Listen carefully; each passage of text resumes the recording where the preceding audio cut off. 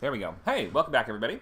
Had a mic issue there. We are here with Novel Bootcamp, starting our new course. We started the weeks prior to this one with outlining, so we were figuring out basically what happens in every chapter of our book, and we're trying to answer some of those basic questions like what is our target word count, genre and subgenre, what kind of expectations are going to be part of that genre, and how do we make sure that we are fulfilling those as best we can.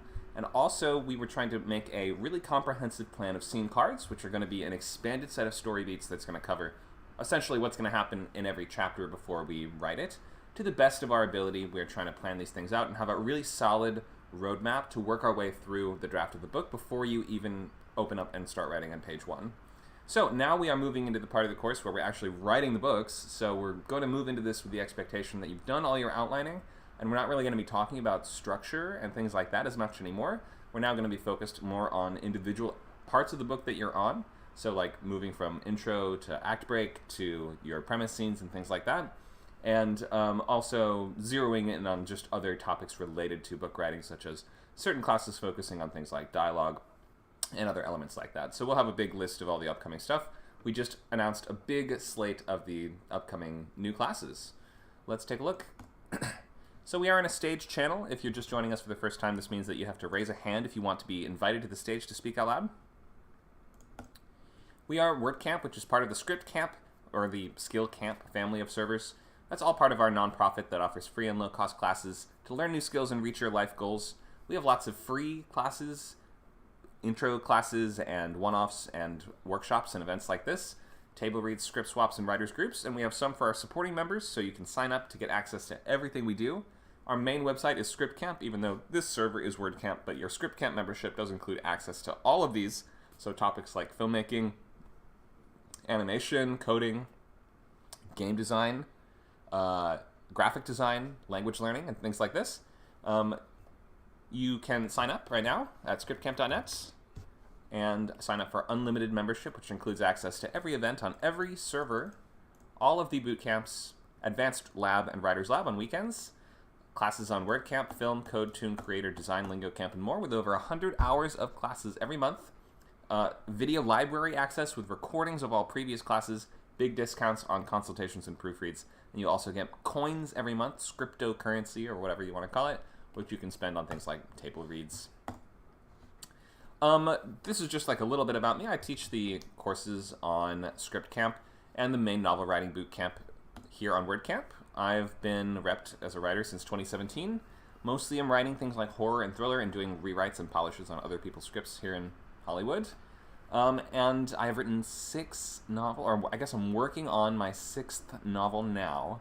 Have not had one published yet, but have really buckled down to study, going from being a pro screenwriter to trying to move more into novel writing, given the state of the industry, has forced me to sort of break down every part of the process a lot more specifically and exactly, and kind of, see what carries over from screenwriting and from playwriting and other forms of writing, and see what doesn't carry over, and the things that we have to learn newly and differently, and the stuff that we should pay attention to while learning this type of prose writing, which is it's such a specific type of storytelling.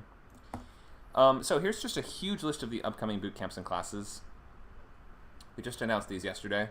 We're starting new sessions of pilot, feature, and also novel. So this is the novel class that you're in now. Saturdays 12 to 2 is always the novel slot for the next several months at least.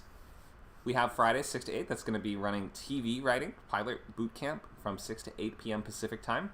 Features is going to be Sundays, new time, 11 a.m. to 1 p.m. Pacific time. So that's an hour later than the time slot has been previously.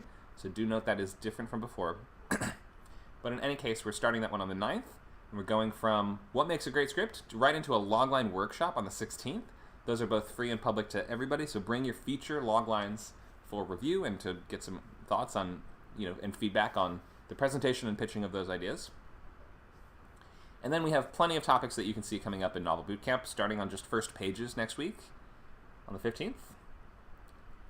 Looking at everything from point of view, emotional impact, heroes, villains, and sidekicks, dialogue, subplots, character arcs, set pieces, tone and genre, plot twists, mystery, suspense, escalation, revising and editing.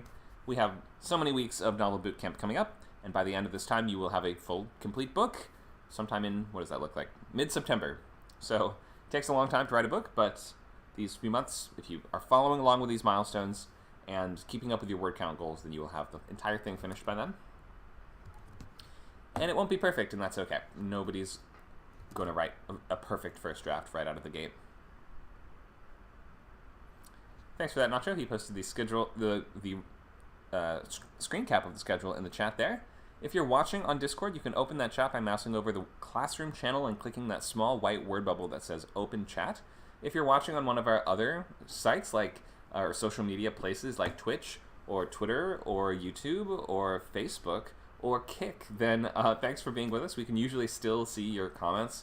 It sometimes takes a minute more, but in any case, you can come join us on Discord if you want to interact with classes like this more directly. And you can find that link to our Discord by going to scriptcamp.net and clicking in the top right corner, and you will see that small bubble that says log in, and that little blue icon there. You will have to make a Discord account, of course, if you have not already made one. So here's the course schedule, everything coming up. We're on week 0 today, which is looking ahead at a sort of overview of everything. We're going to discuss tips for pantsers and give you a couple ideas of what to do, but remember that there was a whole multi-week part of this class before. I think it was it 6 weeks that we did of just outlining, and all those classes are online and you can find them on YouTube. So the classes before were oriented around figuring out what happens in your story, plotting, sketchbook, story beats, and scene cards, and now we're moving into simply executing that plan and moving forward with that roadmap that you made for yourself. So we're not going to really cater that much to these pantsers as we go on. We're going to be saying things like, well, what's in your outline? What does your scene card say? If you're ever getting stuck, then the outline is there to help you as a roadmap to get you back on track. It's not saying you always have to follow the map, you know, step by step. But you have the major points of it, you know where the rivers and mountains are, and that's why we put the work in at the start. Okay, so first pages is next week, and you'll be writing those first, I would say, between 5,000 and 10,000 words. If you want to know what the word count kind of anticipated pace or suggested pace for this course, it's going to be 1,000 to 2,000 words a day. So 1,000 on the lower end, 2,000 on the higher end. You can do more or less than that if you really want, but just to ensure that you're hitting the benchmarks and goals and getting to finish within our time frame, then that is what we recommend, at least 1,000 words a day.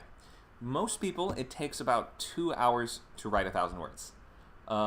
You can usually find 2 hours, if you can watch TV and play video games and unwind at the end of the day for 2 hours, then you can find some way to rearrange your time that you have 2 hours to write a day. If you want to be a professional writer, I would expect to try to find that time, even if you have to kind of make it where you can. Obviously, we all have an ideal schedule. I'm like, when I have an ideal day that I have unlimited time, then I'll take a full 5 hours to write the entire thing, including like an hour of wind up and just settling in and checking the email and stuff like that. I don't always have the full perfect day. Like, you sometimes have other stuff to do, and you need to work in these little gaps and these little times where you have even a lunch break or even just like a few minutes here and there. Maybe you get up a little earlier or go to bed a little later, something like this. But you can almost always make at least 1 hour free. If you can't even make one single hour free a day, you're maybe going to struggle in getting a novelist career going. So try your best to set that schedule and stick to it. You don't have to be, moving through the book at blazing fast speed, but you need to be consistent in the output and doing the best you can and not getting stuck or tripped up on, I need to edit as I go and make sure that everything's perfect along the way. You don't need to do extra research. You don't need to stop and reconfigure your outline again and again. The reason that we spent so long on the outline in the first place is to have this roadmap that we can now lean on every time we feel we are, faltering. This is now your holy book that you will always say, this has the answers, and I will try my best to execute this. And if I divert from it a little bit, it's okay. I'll try my best to get back to it, and I will write to the end, pretending I've already made all the changes that I would make previously. Okay, September 21st is that first draft completion date if you're just starting now. Okay, let's hear from everyone who showed up. Maybe tell us, are you ready to start writing pages? How did your outlining go? Do you have any last questions or hurdles or things that are getting in the way, perhaps? Or maybe you want to ask about the premise of your book or your logline or anything like this? Let's just have kind of a check-in period where anybody who's here can raise a hand and feel free to speak up.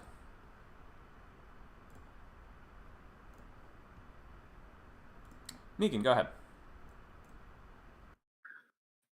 Okay, so I'm going to be working on Orange Blues, which I've already started for this particular class as much as possible, trying to keep up with it.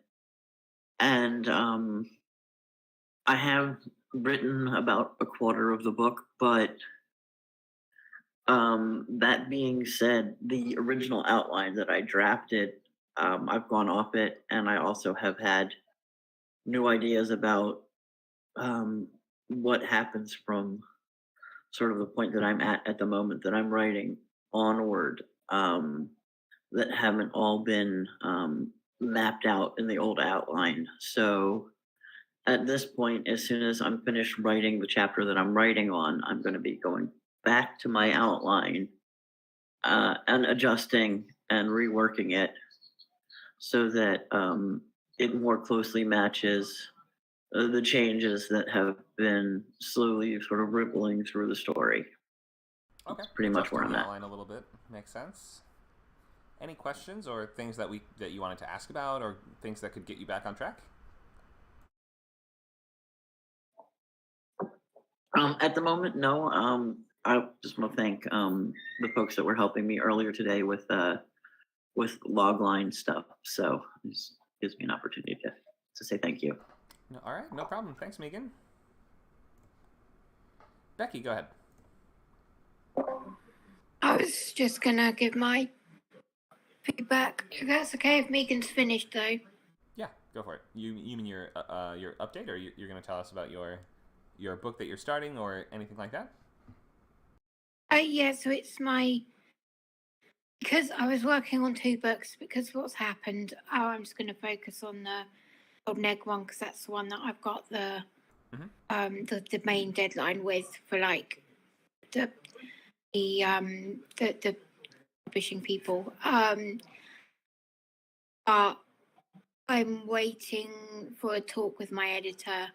I don't know if it's just because I'm sensitive to it at the moment, but obviously it's middle grade. And at the moment, the ending is about dealing with grief.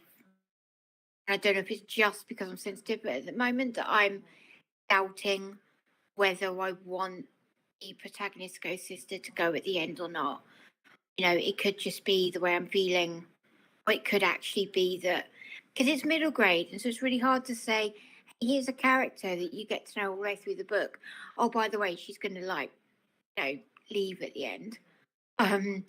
It also feels fitting. For a while, I read, like when I was in middle school, I read tons of books that only had really depressing endings. So I think this was more popular in the past. Like dog books, especially dog books, would almost always have this expectation of, oh no, the dog will die at the end. Yeah, I mean, I would do it. I believe in positivity when it comes to kids, especially these days with what kids go through in their day-to-day life. Like, I believe in that, and so I do it in a very. I had it in mind. So basically, she's a ghost. The main character sister is a ghost, and it's all about like talking to the dead, talking to ghosts, and the ability to bring back to life and all of that, whether you should or not. But under the surface, it's about dealing with knowing someone's going to die. Really, it's that kind of process. So if I do stick with her going at the end. Now, I've got 2 thoughts in that. One is it'd be really cool to keep a ghost character going in future book series. Like, that would be a cool thing to do. But then I feel like I really lose what makes this book so special, because it's the ending would be that Maddie's got to learn. The book would be Maddie's got to learn to be by herself. She's got to learn to let go of her sister and to move on and have her own life, so. And like I say, I don't know if it's just because I'm sensitive at the moment, or I've asked my editor for a conversation. Now, my mentor, before all of this happened with my granddad, before he even went into, palliative care and all that, she thought it was a great idea because it helps, kids deal with this stuff as well. It's not like we can shelter a child from it until they become an adult. Like, this sort of stuff happens to kids all the time. So, and I was basing it on my own feelings with my brother who had a terminal illness. So, like, she was really for it. So I think it might just be that I'm sensitive, but this is going to be a hard book to write now. Yeah, it's a tricky spot to be in because there's like we read books to enjoy them, and then if you're writing an ending that is deliberately going to bum the audience out, then it invites the question: at what point have you gone too far? And now they can't even enjoy. Like, are they ever going to read it again now?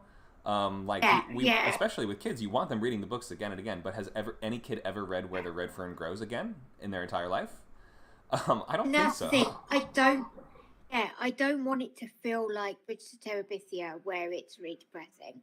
I want it to feel more like, there's a bright light and she's obviously gone to a better place, and it's a really positive thing rather than a negative thing.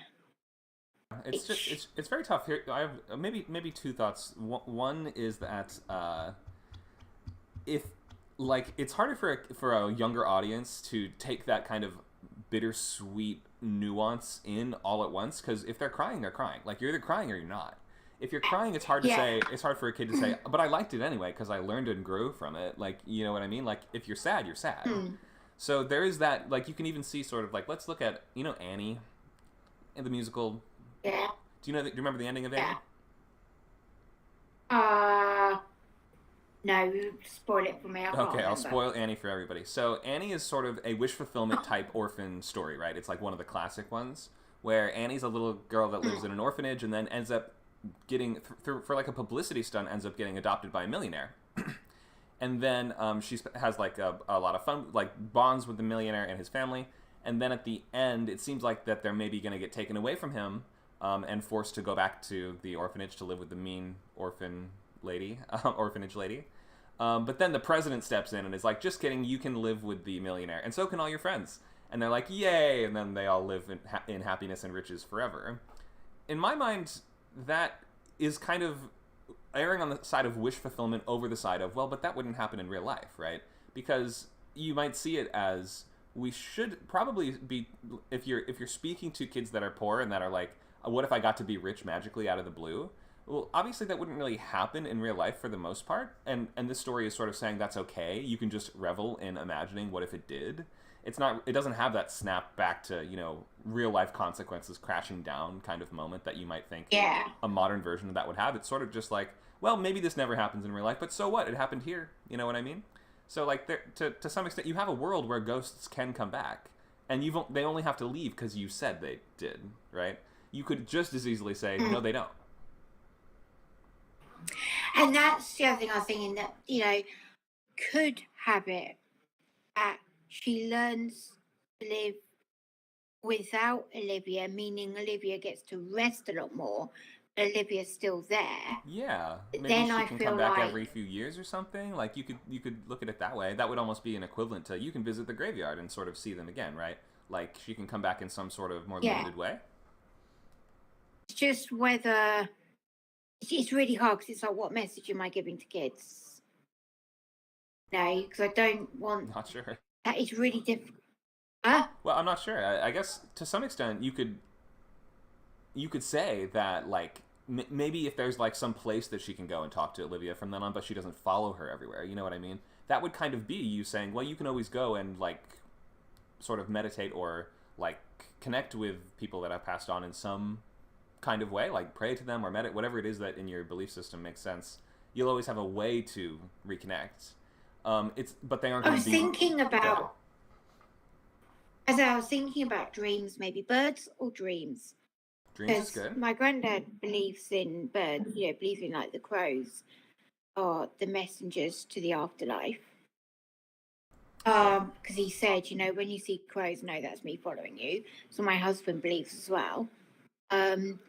Whereas I believe in dreams, and I did see both of them the night he died in my dreams. And I believe that's the connection, is dreams. So That's a good answer. like you say, it's a form of meditation.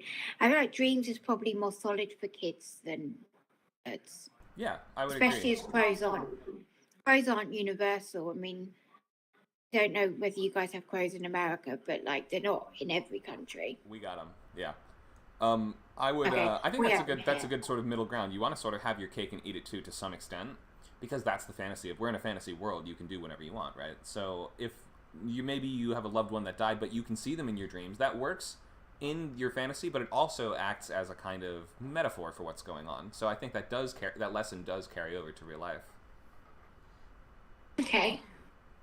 So maybe that's Yeah. it. And also, it's a pretty cool fantasy to imagine I can see my dead loved ones in my dreams and talk to them whenever I want. That still is like that would still be wish fulfillment to an extent, I think. And it does happen. There are a lot of people who do have that and have dreams where they talk to them. And I genuinely believe that's them come to see us, but it doesn't have to be. It just is your way of processing it, So yeah. Cool. So Yeah, that seems works. like Because I was really kind of like, I want it to be hopeful because I still want them to read like the next in the series. right, exactly. And we might imagine that Olivia will have a different role, but we can still check in with her, or still like we don't. If you write a great character, we want to see that character again. Usually. Yeah. That's a suggestion I can give to my editor to like decide what I'm going to do. Yeah. Now you don't need to call him. Look at that. We solved all your problems in one fell swoop. Anyway, hope that helps. Just giving you some thoughts, and I think that it sounds like you're making progress. If you're already, you said a fourth of the way through the book, or was that Megan who was a fourth of the way? That was I now have chapter by chapter outline. I haven't really done any prose. I was going to. Oh, that's right. I think we read your first chapter, but if you haven't written since then, Yeah, I had my first chapter. But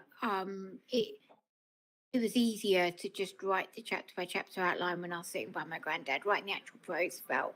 Although I did write some because he wanted to hear it, so right. I kind of had to make some stuff off the top of my head just to have stuff to read to him. Right. But it seems like you've come across the answer, though. I mean, feels like it works to me, and that's how you can kind of have your cake, etc.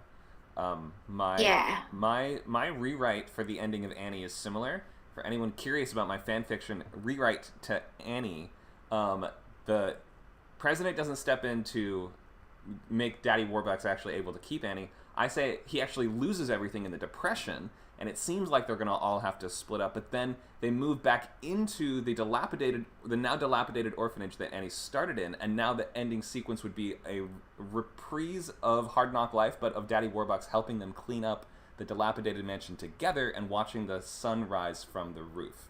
There we go. I fixed Annie. You're welcome, Annie fans. Okay, thanks, Becky. Come on, the sun would be coming out tomorrow, and then we get to have our cake and eat it, because we don't get to have that fantasy of you get to stay rich, but we get to keep the family. Look, it's better. Okay, anybody else want to raise a hand and speak up about the book you're writing? Any questions you have about it? Maybe you can pitch it to us or tell us the logline.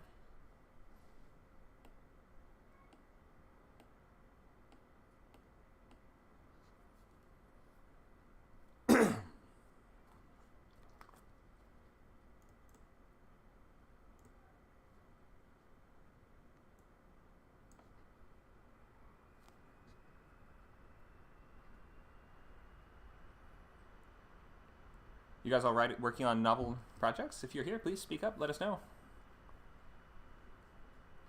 I'm staring at the class, tapping my long wooden pointer against the chalkboard. Luke, okay, thank you. I'll fill some dead air with my novel projects. Great. I have two sort of in the same universe. It's Moons Over Maycomb and Among Dogs. One is Among Dogs is this sort of revenge tale, classic Western revenge tale with high fantasy spice thrown in. And the other one, how would you describe it as a Victorian, or sorry, Gothic. my brain is malfunctioning. Gothic horror. Do you remember the Gothic horror? Yep.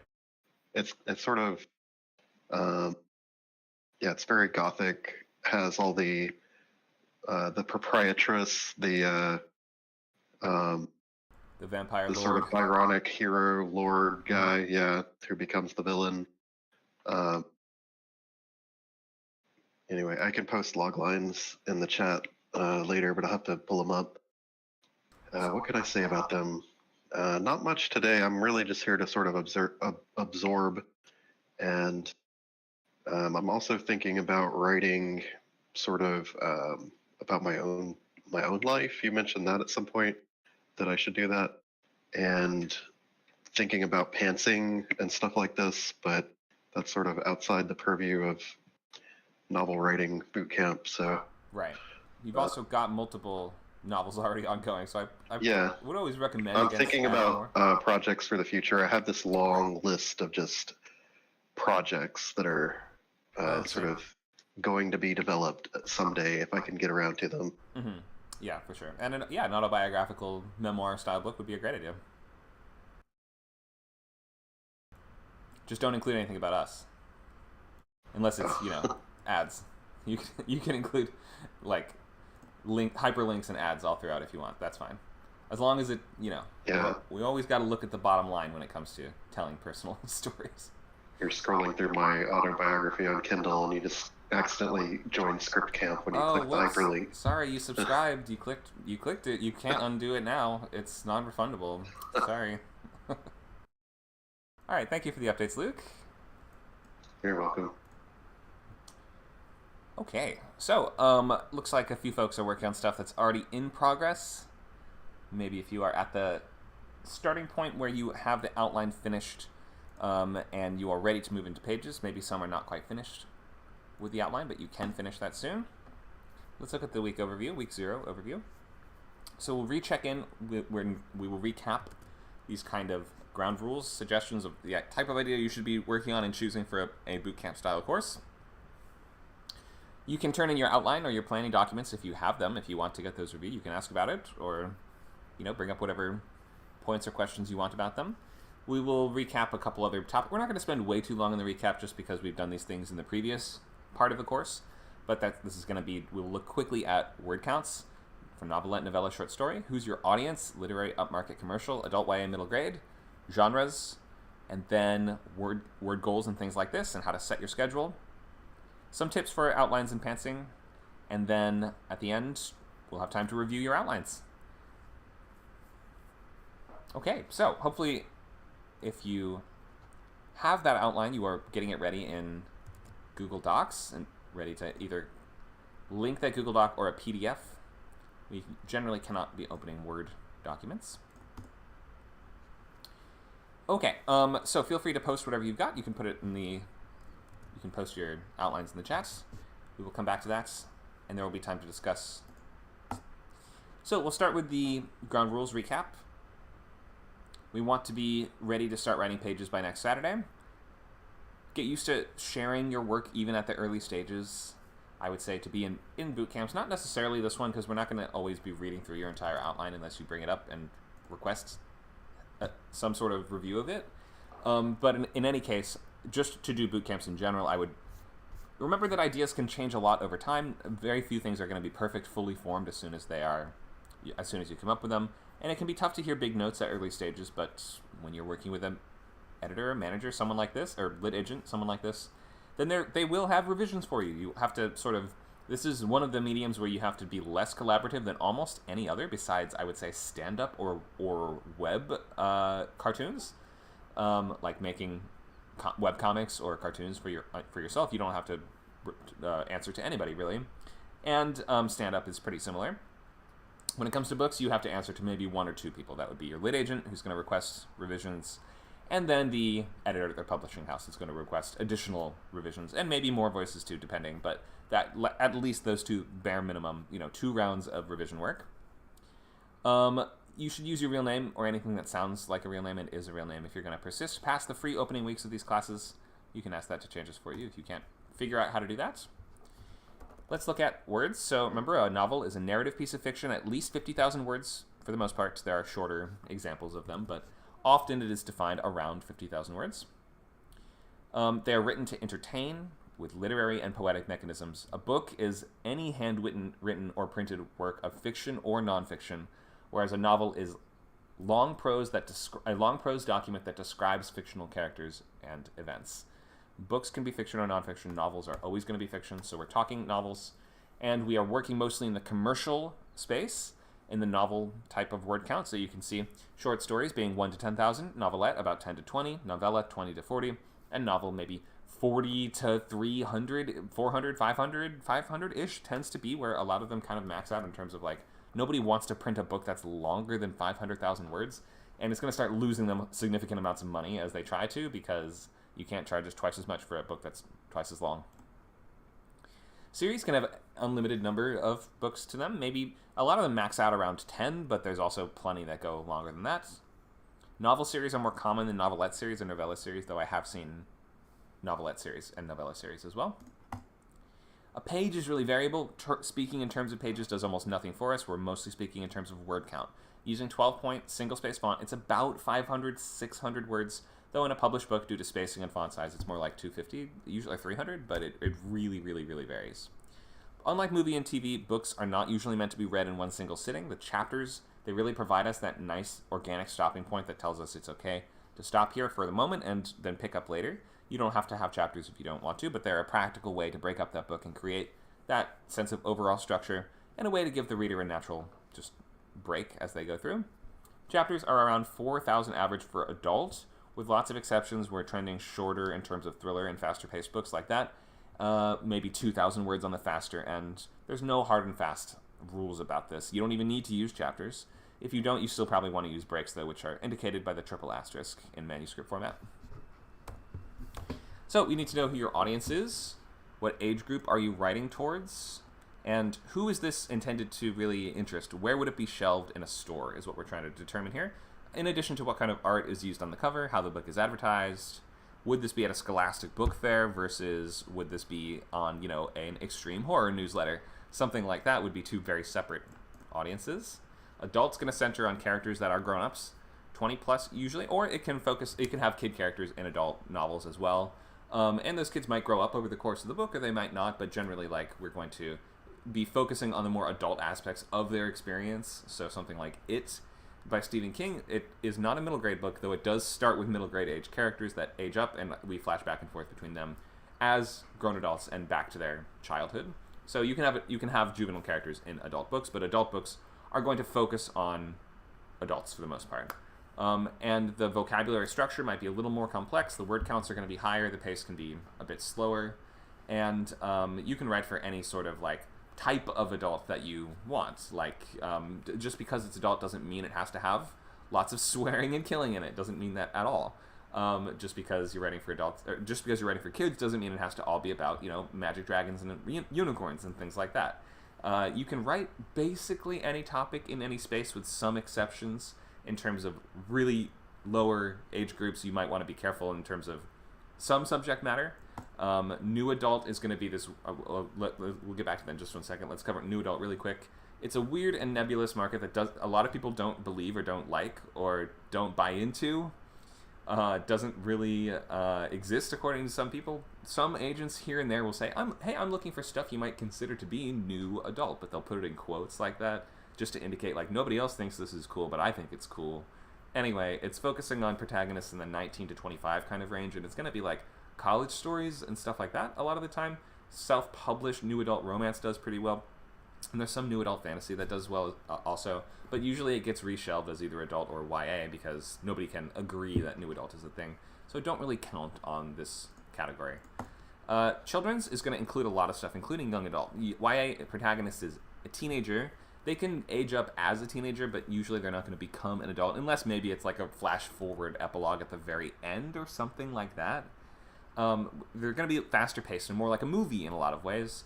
You can have a lot of foul language and sex and violence as an adult book, though it might be a little bit less graphic. I'm thinking, for instance, of the Shattered Sea books by Joe Abercrombie, which I read a chapter from in a previous week's class. It is a bloody adventure story following a 14 or 15-year-old kid. And there's like some pretty gnarly stuff in it, but it's summarized in like a line or two, and it kind of moves on so quickly and doesn't really linger on things that it feels a little less like the graphic somehow. You can like use your imagination for a lot of it, and there are ways you can portray pretty much anything in a YA book, and sex is on the table as well. Sometimes people say new adult is just YA but with graphic sex, which maybe that is what you sort of want to do, and that's totally up to you, but I would just understand that in YA almost anything is on the table with some rare exceptions. Middle grade chapter books, picture books, you do have to be careful unless you're writing in that kind of therapeutic kind of setting or voice, like if you are writing as a therapist or as a trauma specialist or something like this, then you can pretty much cover any topic if you know how to spin it, but for the most part, you want to stay away from overwhelmingly upsetting material in children's work. Go ahead, Becky. She has lots of experience with children's. Yeah. I was going to say, for middle grade, obviously no sex in middle grade. But, like, you can get away with a lot depending on how you do it. So, horror in middle grade, you can go really horrific as long as it's not graphic. So, you look at some of the Roald Dahl books and what happened to some of the horrid adult characters. You look now at the, I've forgotten his name, David Walliams books, and what happens to the horrible adult characters in those books. Some really horrific things happen. I mean, there's a book that David Walliams wrote that's called the Demon Dentist, and in it the boy has all his teeth taken out, like literally the boy, this like innocent character.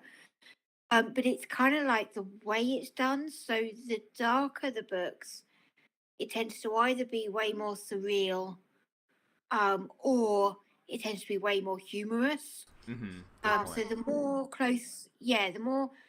So Roald Dahl dealt with a lot of real things, like really bad adults that were not doing great things to kids. But then he made it really surreal, like making them witches, that sniffed out children and they were literal monsters, or like, making them to twits, that kind of thing. And then the guy who did Goosebumps, R.L. Stein, said you can do whatever you want as long as it's not real, Yeah. As long as it's not, so... Also less of a focus on grief and grieving, even though that's kind of separate from the horror in a way. Like, I've noticed that these books tend to summarize that kind of stuff pretty quickly rather than linger on it and focus on emotional suffering.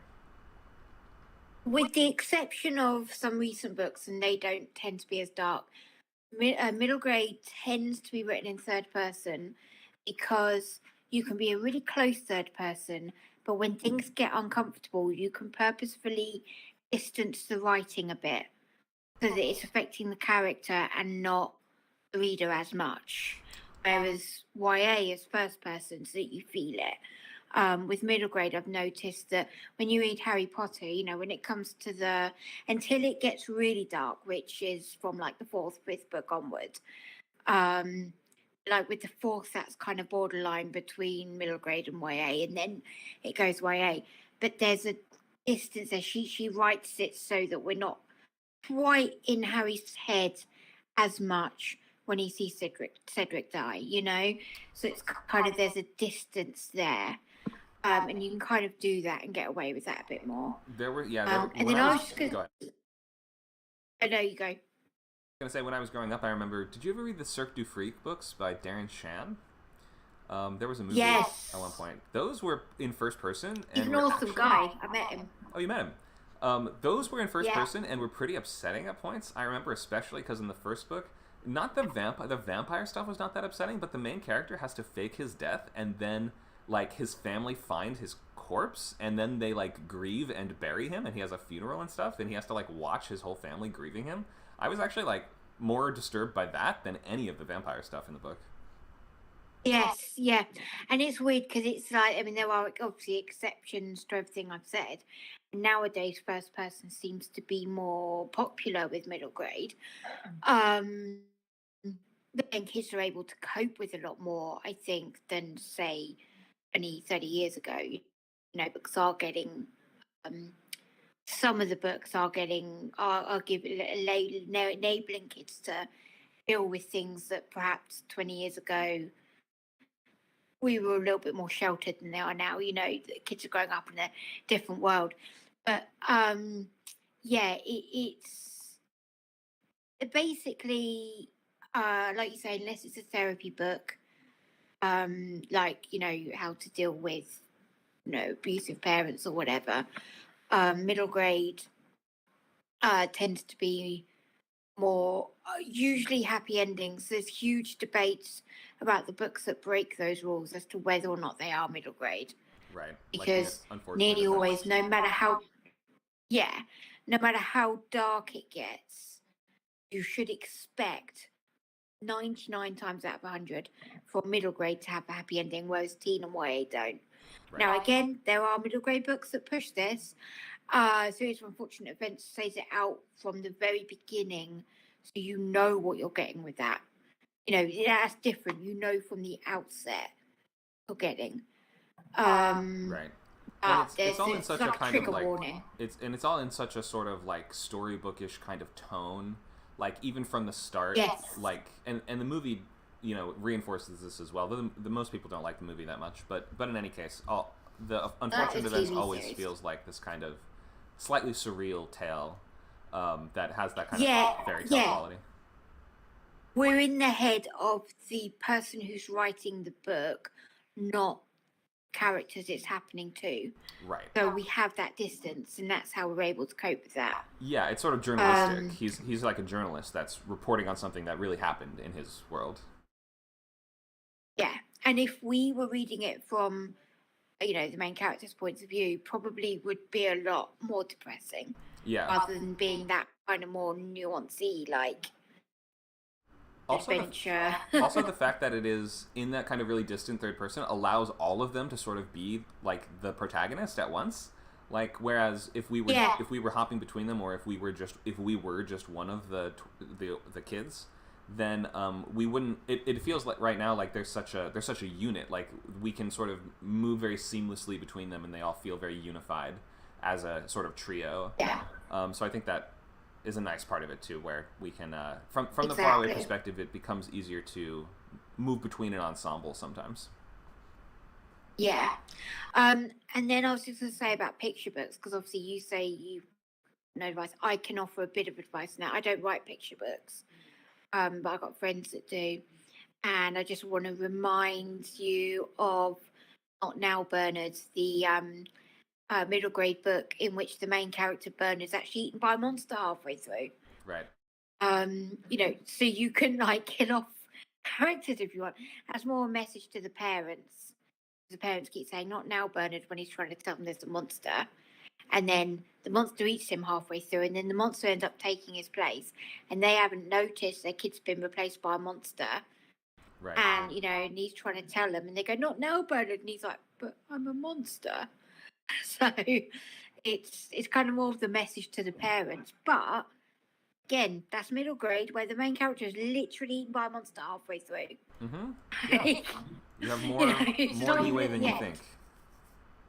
Yeah. Thanks, Becky.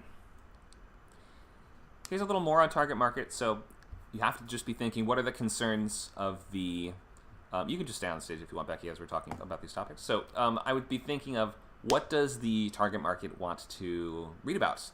Why do so many adult books involve cheating and divorce? Why do so many middle grade books involve first day at school, new school, or moving into a new house?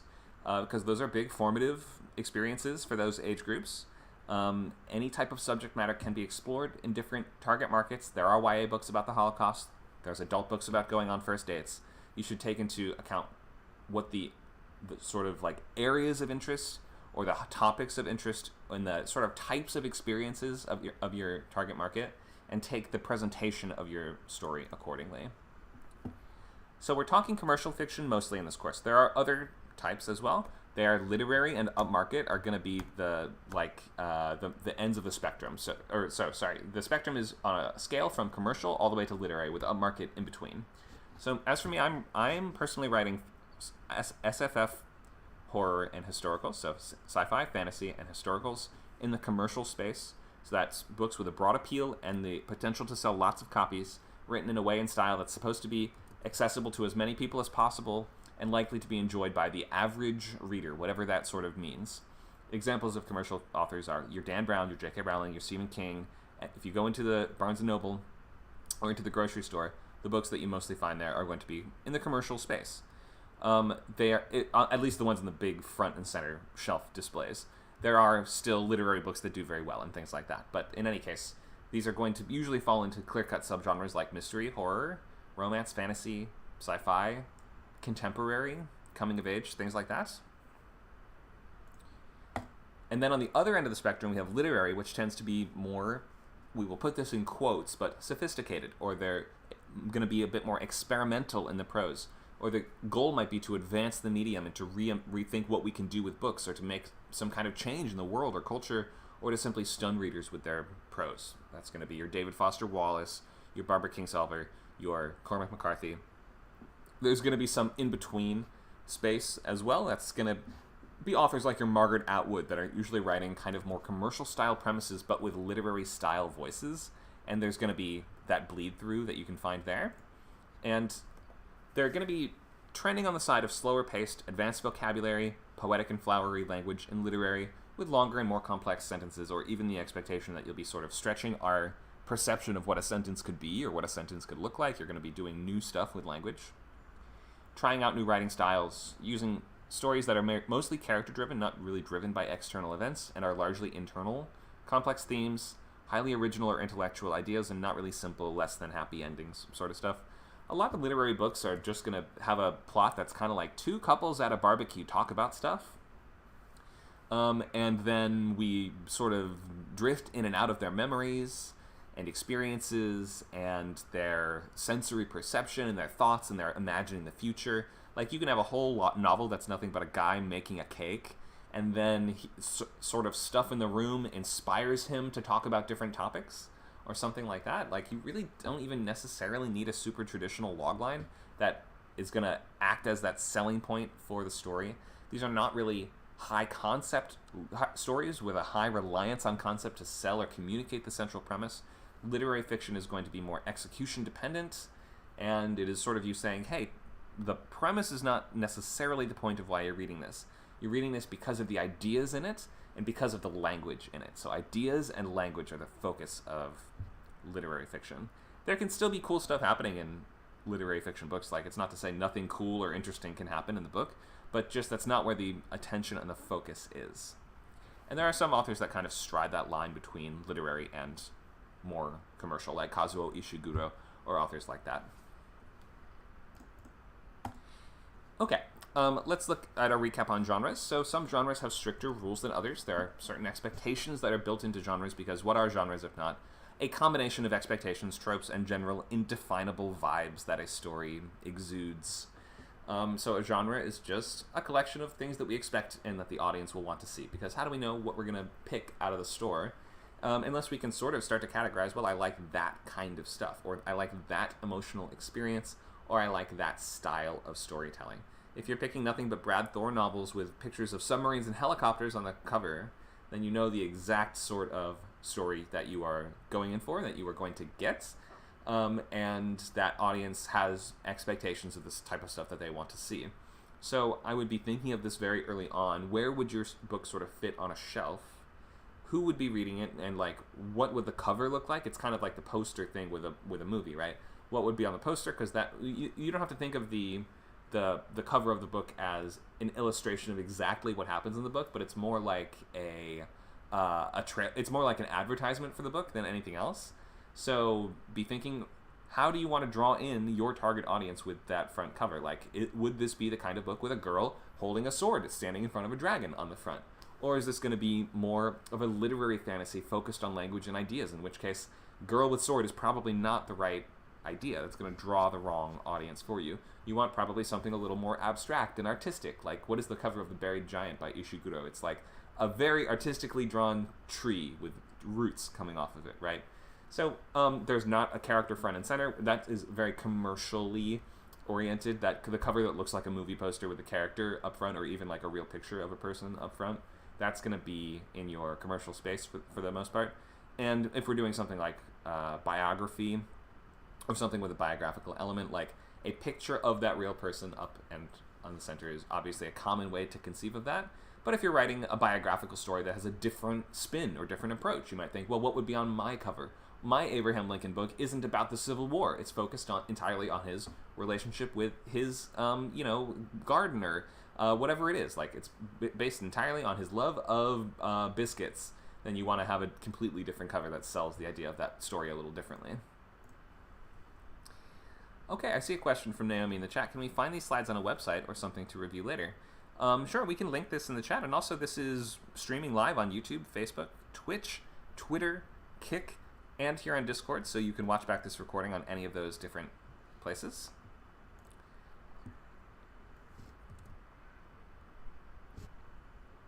Luke says, I have one. I imagine the cover is black with yellow text centered. Okay. Sort of just text alone is rare to see on a book cover, but occasionally we do see that. Maybe there's some very specific reason that you had in mind to do it that way. Nachos linked us a picture from Fitzcarraldo, a popular literary publisher that deliberately refuses to make covers. Wow. I'm going to bring up that picture. That's kind of bizarre to look at, to be honest.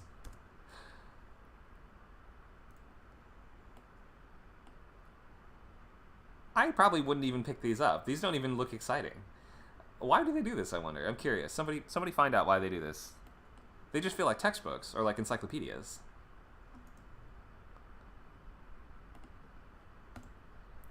Maybe they feel it cheapens it somehow. Go ahead, Nacho. I mean, I think one thing is just the cost of making the covers, right? Like, that's like a great book cover, it's, thousands of dollars, maybe, that could go to the writer, right? That's true. And then also, I think they've created a brand for themselves to where they don't need it anymore. Like, you know what you're getting. You see those, people who are into those kind of books, Yeah, I do see that one of them on the picture you linked us does say winner of the Nobel Prize in Literature on the cover, which is kind of an advertisement of its own, even though it's not a picture advertisement. Let's not, minimize the work involved in just arranging the font on the page. They probably do spend some time on that, Yeah, that's true. It looks nice. Very clear and readable. And of course, if you won the Nobel Prize, you can usually, you can cite that on your cover. I'm just trying to get the cover for it. There's a cover for a book called Gone. Now, they did change the cover so that it did have background people in, but the first one was just a black cover. I'm trying to... Oh, here it is. Yeah, it's just a black cover with a yellow writing. Here you go. I'm going to put it in the chat. It's by Michael Grant, and it was a YA book. Really loved this series.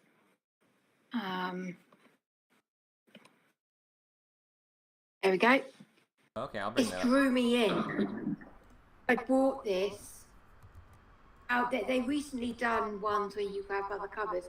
I literally bought this for the fact that it was just that. It was just this black cover with the word Gone in yellow on it. And it's about this world where people just below a certain age just disappear. The world is filled with kids, and I think it's 14, is the age where you just disappear. And then after that, there's other books, and they all follow the same thing. Interesting. And I do see there's a little art in the middle of the... Oh, we've got a little guy. Yeah. So you can get creative with the cover. It can look like basically anything you want. You just have to make, and so even looking at this, I do get the sense this feels to me like psychological thriller. Is this a kind of in that space? Is this a thriller? Yes, yeah, because then you got lights, lies, fear. Yeah, it's all this just one word. Yeah, that's exactly what it is. I see. Okay, well, so it's still communicated the very basics, even though it is this sort of minimalist aesthetic. I would guess that on the actual cover, it's not a gray text for his name on the gray, like gray on gray text. It's just hard to read, but. Yeah, it is. I've got the book somewhere. I mean, they've updated it now. This was about 15 years ago, I think, maybe. Yeah, it's his name was purposefully done so you wouldn't really see it. It was that gray on gray because the focus was on gone. Interesting. Okay, good to know. Thanks for sharing that. Yeah. Oh, I think that's old-fashioned now. I think because they updated the covers to be more dynamic now. So. I see. All right. So, let's look at genre expectations. You have to think of what are the expectations for the genre that you're writing in. Here's some different covers of different books within the same genre. We have literary, upmarket, commercial, YA, all in the sort of post-apocalyptic, dystopian sort of space here. And you can already start to sort of see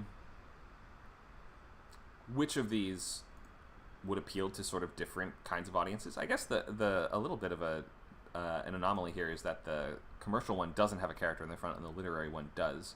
Although he is sort of turned away and out of focus, whereas the commercial covers usually have the character very front and center, like it's a portrait of them doing something cool, or doing, in the fantasy space, this is going to be your wizard that's standing on the hill in front of the army of knights or whatever it is. So I think it had a different title originally, and they changed it after the movie came out to try to get a more commercial audience, maybe. Which one? The Road. The Road. The Road. Okay, that's interesting. There was a different title before.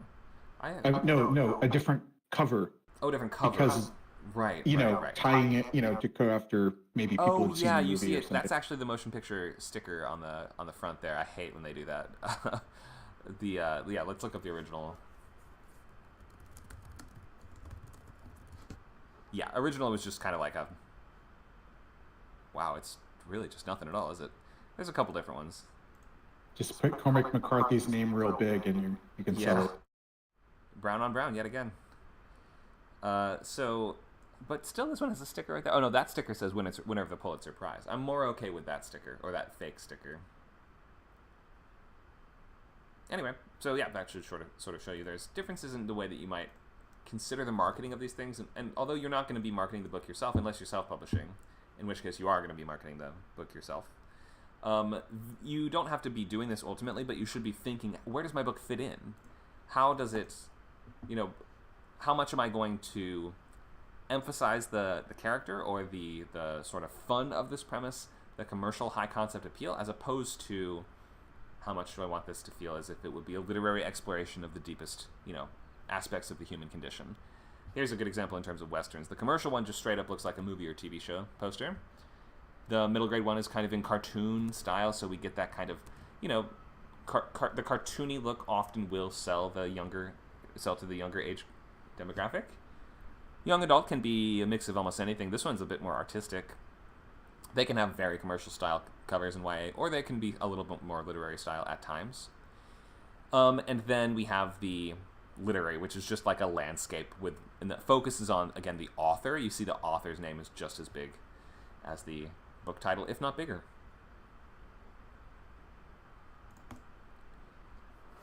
Fantasy markets, literary, upmarkets, commercial, middle grades, commercial adult, of course. Romance, again with the landscape. We love our landscapes when it comes to literary covers. Sort of saying that this is going to be a contemplative story that's going to give you the sense of staring out at the ocean or staring out at the sunset or something like this.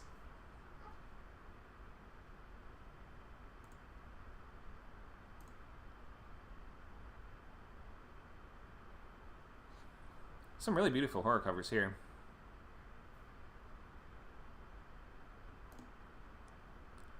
Crime and mystery.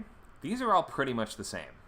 I've noticed the slight difference being that in the middle grade space, you see we do have a little bit of that cartoony feel to it, and also if it's part of a longer series, which mystery is almost always a long series, then we have this kind of like branding type sticker plaque kind of thing at the top. You know, what is this? A Murder Most Unladylike looks like that series. Yeah, it's a really popular British murder mystery that started the British murder mystery trade and the murder mystery thing in middle grade in the UK. And I just love that it's this old style, like Victorian font, because it is a historical setting as well. Yeah, nice throwback. Here we have sci-fi. The middle grade one focuses on sort of fun wish fulfillment and cartoony graphics. Look, we have kids looking up at the alien spaceship that's going to abduct them.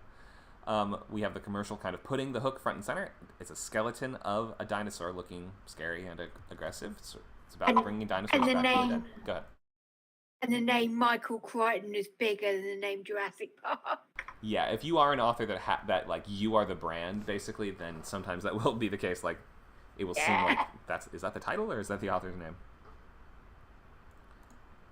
Okay, let's think of some. You know what? Actually, instead of thinking of a bunch of genre expectations, let's grab a book and read the back and talk about the expectations in the book that we have.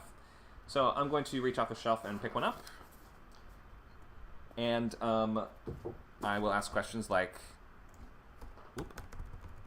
what genre is this? What kind of thrills can we expect in this book? What does the target market seem like? So we're going to read the back of the book blind, and then we can have the class guess.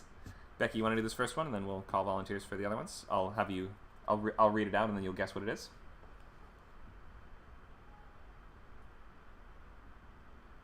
Sure. Okay, sounds good. Here we go. I'm going to read the back of this book here. Okay. When Mouse's dad asks her to clean out her dead grandmother's house, she says yes. After all, how bad could it be? Answer, pretty bad. Grandma was a hoarder, and her house is packed to the gills with useless garbage. That would be horrors enough, but there's more. Mouse stumbles across her step-grandfather's journal, which at first seems to be the ravings of a broken mind, until she encounters some of the terrifying things he described herself. Alone in the woods with her dog, Mouse has to confront a series of impossible terrors, because sometimes the things that go bump in the night are real, and they're looking for you. And if she doesn't face them head on, she might not survive to tell the tale. All right, what genre are we in? It sounds a name like Mouse that does make me think. I've not heard of it before, but middle grade YA, it feels adventurous. Okay, it feels adventurous. The diary. Go ahead. Yeah, the diary made me think of that. I've no idea.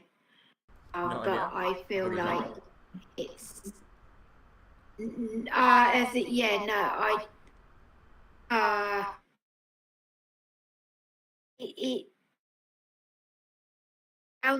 it could go one of two ways, that background. So I'd want to see the front cover, but it either is going to be kind of middle grade adventure, or it's going to be horror.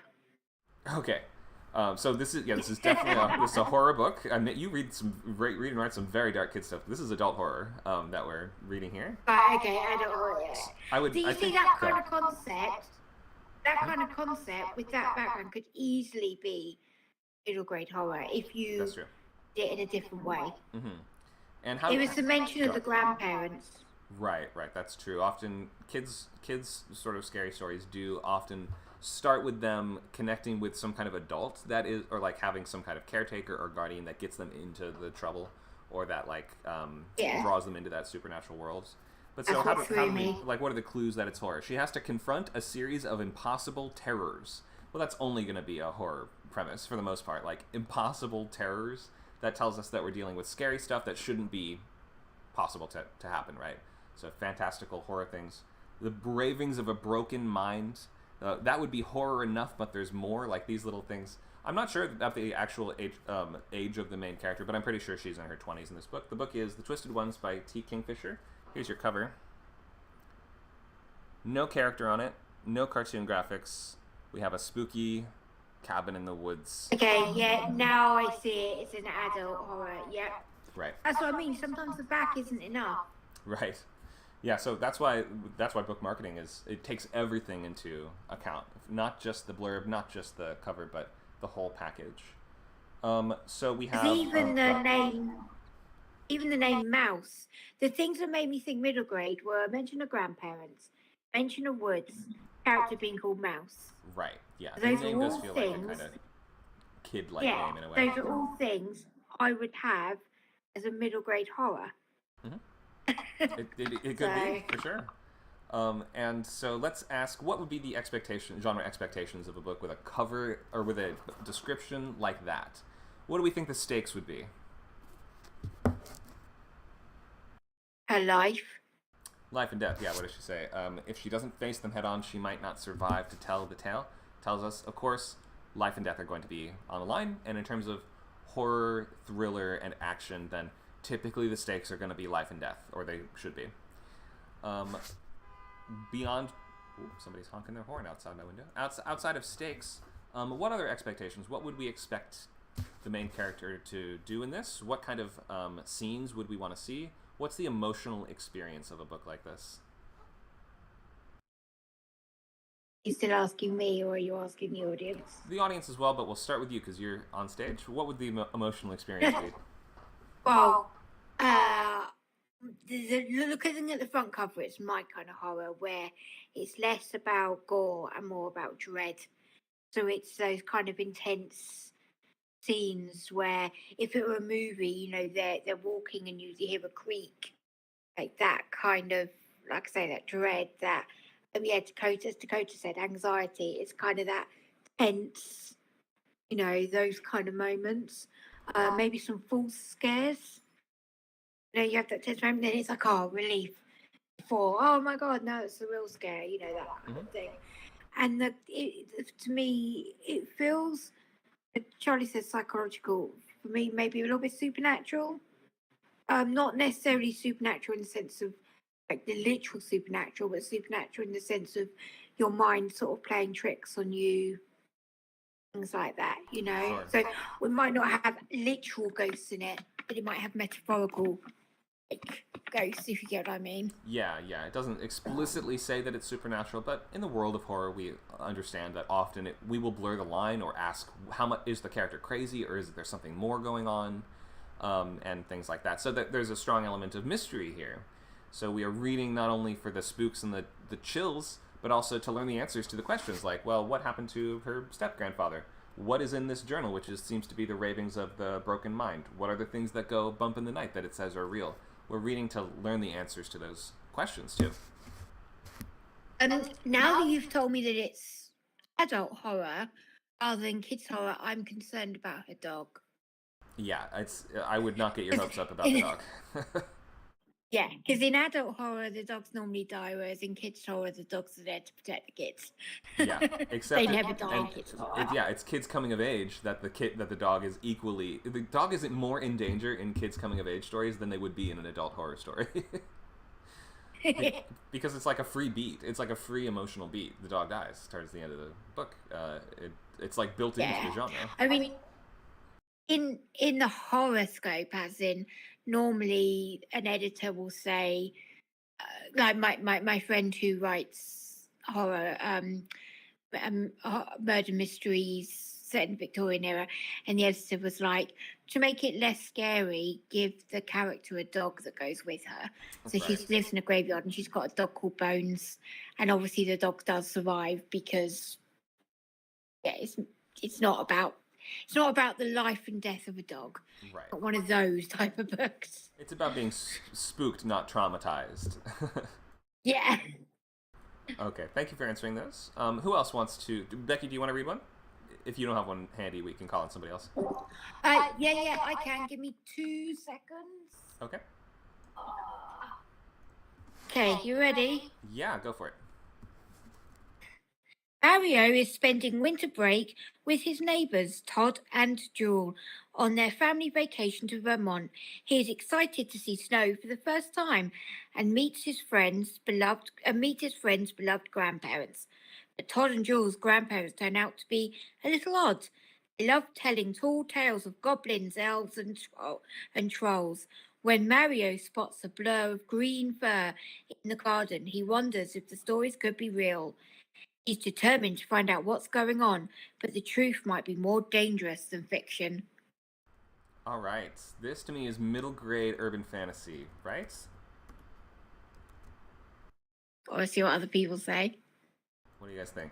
It's actually really fascinating what it is. Feel free to type out in the chat. Again, if you're just joining us, you can click on that white word bubble over the classroom channel to open the chat on the right-hand side of your screen. Dakota agrees, middle grade fantasy. Middle grade / urban. I would, we were talking a lot about horror, but nothing in that signaled horror for me except for maybe the word, like you say it's dangerous, but to me that fits just as easily into the fantasy kind of space. This feels like goblins, elves, and trolls in a modern setting. It almost has to be middle grade urban fantasy. That's my final answer. All right, Becky, what's the truth? That's what surprised me as well, because this is actually R.L. Stein's Goosebumps, but a modern one. It's a Goosebumps, newest really? in the series. Wow. It's a Goosebumps, the newest in the series. And I've read it, and I'm like, I swear that the old Goosebumps was scarier. It does feel, when I read it, this felt more fantasy in the snow and horror. Yeah, it feels like more like it's sort of touching on the wish fulfillment and sense of wonder that comes from these things, not really emphasizing what's scary about them. Whereas the more horror-ish Goosebumps books they more like start from the premise of something scary. Don't Go in the Basement is one of them from when I was a kid that terrified me, and that like the hook is something scary. The hook in that one doesn't seem to be inherently scary. I don't know if people can see it. That's the cover.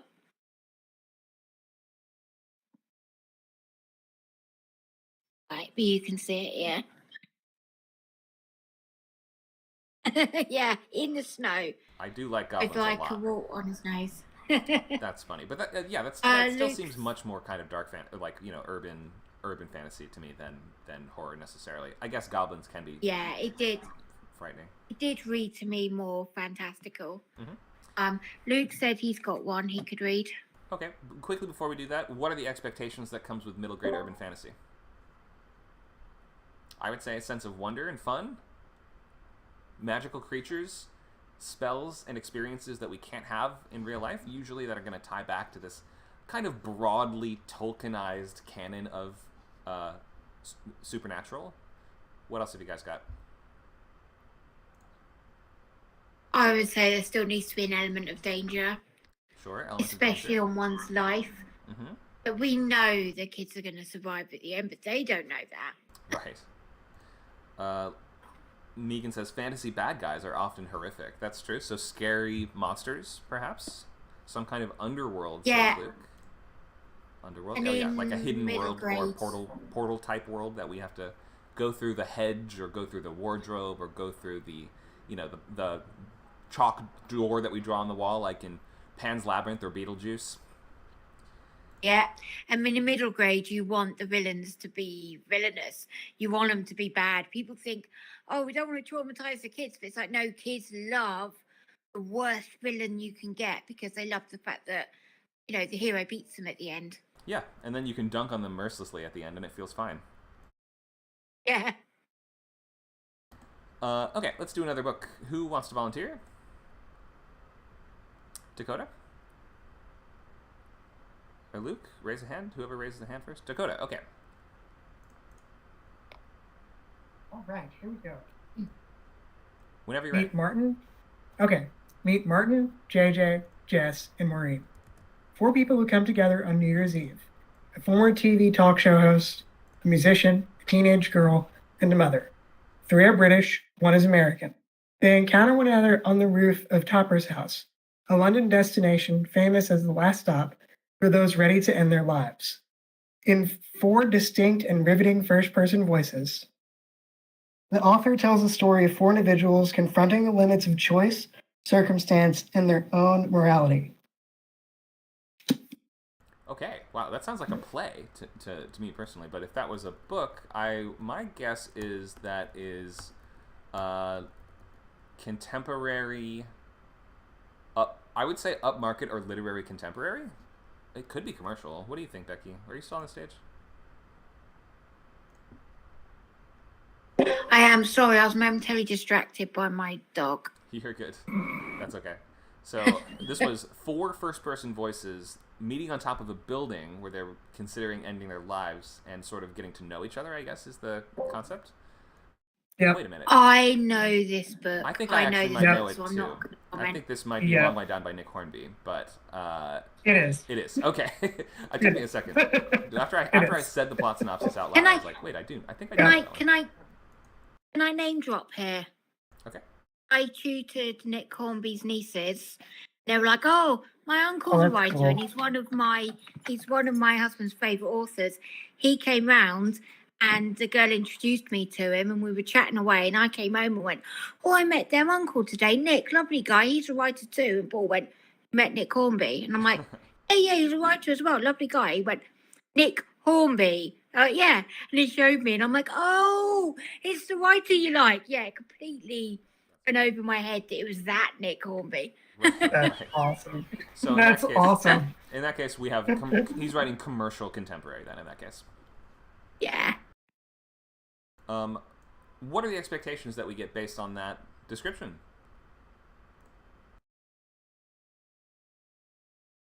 Luke says 4 distinct voices, so 4 points of view. We're gonna have drama, dramatic conflict. Yep. Emotion.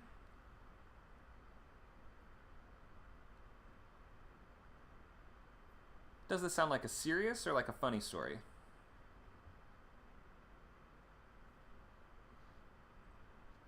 Luke says perhaps involving adults cheating on each other. Yep. Heartbreak. Becky says serious. Yep. Deep personal questions, introspection with occasional comedic elements and melodrama. Yeah, Nick Hornby does kind of write in that dramedy kind of tone where it will be overall a serious story, but still with humorous characters or characters that just are funny here and there. Nacho's got one for us. And then we'll do one from Luke. Go ahead. Okay, this is actually a book I'm reading right now, so I'd be interested to see what you think. Okay. To honor the ruler's birthday, the Free Republic of Aburiria set out to build a tower, a modern wonder of the world that will reach the gates of heaven. But behind this pillar of unity, a battle for control of the Aburirian people rages. Among the contenders, the eponymous wizard, an avatar of folklore and wisdom, the corrupt Christian ministry, and the nefarious global bank. Oh, that's where it ends? Okay. So, Yeah, that's it. that sounds like adult commercial fantasy. Let's see. What do you guys think? Luke thinks Dan Brown. That might be in the kind of religious thriller kind of space, potentially. To me, it sounded like a fictional country, a fictional nation, fictional people. Unless that is a real culture I haven't heard of. Building a tower feels like it could take place in almost any era. So I wasn't quite clear on exactly what era it was. But yeah, adult fantasy is my best guess for this. Either that or maybe a kind of like historical, like historically inspired fiction or something along those lines. Anyone else have a guess? Dakota thinks maybe Ken Follett. Okay. Yeah. What is it, Nacho? That's my best guess. It is called Wizard of the Crow Wizard by of the Crow. Ngugi wa Thiong'o. Okay. And what genre is that? I would say literary satire. Literary. Okay. Literary satire. Yeah. hmm Looking at the Political cover, satire. I would not have guessed that there was political satire elements in this. So that Yeah. seems to me like you'd have to maybe be versed in the culture that The author's ruler from. is like the dictator Okay. And what culture of is this country. is the author It's like writing I think about? it's a Go ahead. I think it's a fictionalized version of Kenya. The author is from Kenya, Okay. and it's very like just like a mythological, world, right? Or like there is magic, but it's like, is it really magic? At least so far, what I've been reading, it seems like it's more like explainable or something. Okay. So what cued me into thinking that it was fantasy, and especially commercial fantasy, was having these. You mentioned the word wizard in the description, so clearly there's a wizard character. There's also this. You mentioned some kind of like evil bank corporation or something like that, and something about that just felt kind of like in the commercial urban fantasy kind of space, like a simplistic villain. I'm guessing now that you have given us the full picture of it, that there's more complex cultural kind of satire that's built into this, that maybe just not being from that culture we weren't able to, or I was not able to fully grasp right off the bat. But I can see how now you might be able to use this fantastical story to allegorize or to satirize or to recontextualize the actual history of an existing country. So that makes sense, and that's where things like the cover would come into play. I mean, we can see that the little bird here seems to be dressed in that kind of military dictator kind of style. Which tells us that the book might... Yeah, it's really funny and really good so far. Oh, it's funny too. Mm-hmm. Wouldn't have expected humor from the description. Maybe that comes across more in the book itself, or maybe it's like, is that more sort of in the tone and in the delivery? Well, it's satirizing. It's like making fun of, this kind of dictatorship and like, how the ruler, the dictator, like, it's almost like like a Kim Jong-un, like he's actually trying to build a tower to heaven to outdo the US and, Russia.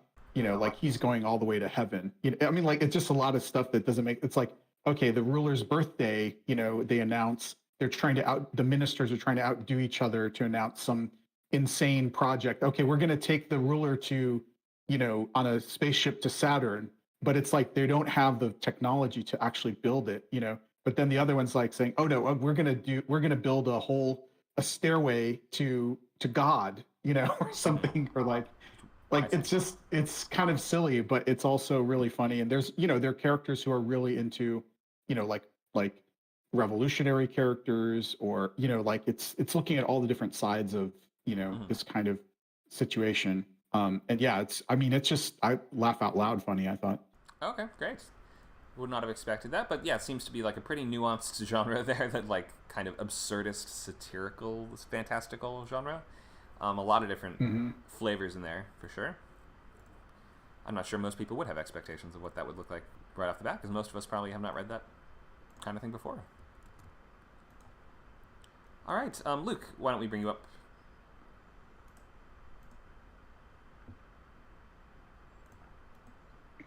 All right. This is way less interesting. Good start. Okay, go for it. It'll never leave the ground. They called themselves the Galileo Club, not a bad name for a group of space-minded young men who had high hopes of putting one of their homemade rocket ships in orbit. But it wasn't until they teamed up with Doc Cargraves that their impossible dream became an incredible reality.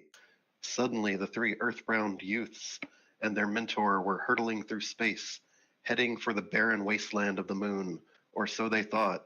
They were totally unaware that the dark crater shadows concealed a threat beyond their wildest imaginings, a threat from which only a miracle could save them. Wow, okay. Well, this is feeling very sci-fi to me. The nightmare beyond their imaginings does feel a little more horror-ish, but that only came into play at the very end. I'm gonna guess this is when it sounded like they were kids, maybe to begin with, but I'm actually guessing that this is this YA sci-fi? YA sci-fi written in the 60s. Oh, it is. Great. Okay, I was right. What book is it? Rocket Ship Galileo by Robert A. Heinlein. Oh, it's a Heinlein and book. The dark threat beyond their wildest imaginings is Russians. Oh, they couldn't imagine Russians? Why not? I don't know. It was a different time. Yeah. It was like, what What could they be? Are they troll people? Are they Yetis? No, Russians are just people like us, as it turns out. But in any case, what would be some expectations we have of that book based on that?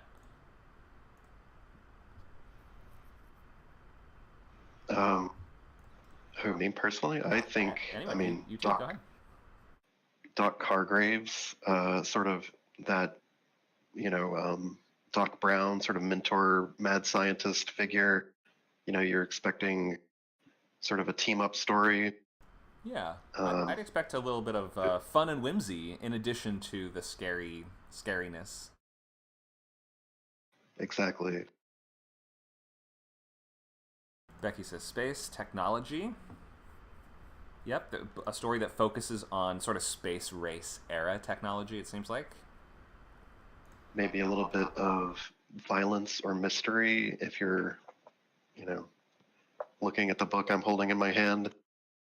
Yeah, what was it called again? I'll look it up. Rocket Ship Galileo.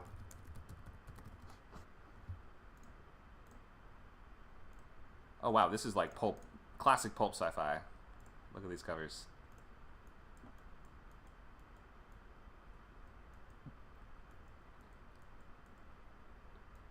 I love the retro futuristic tube of a like Marvin the Martian style spaceship. Yeah, the one I have is the to your left. That one with the green, the like blue, I guess. It says Robert A. Heinlein in blue there. Oh, That's this one the has cover I people. have. That has people with guns on the front, shooting guns. Yeah. I'm not sure what they're shooting guns at. Russians, I think. Space Russians. Okay, so that one promises a bit more action and violence, and that feels more like this is a boys' book sort of thing from that era. Yeah, it's the boys' adventure book. You expect a little bit of swashbuckling, I think would be the word.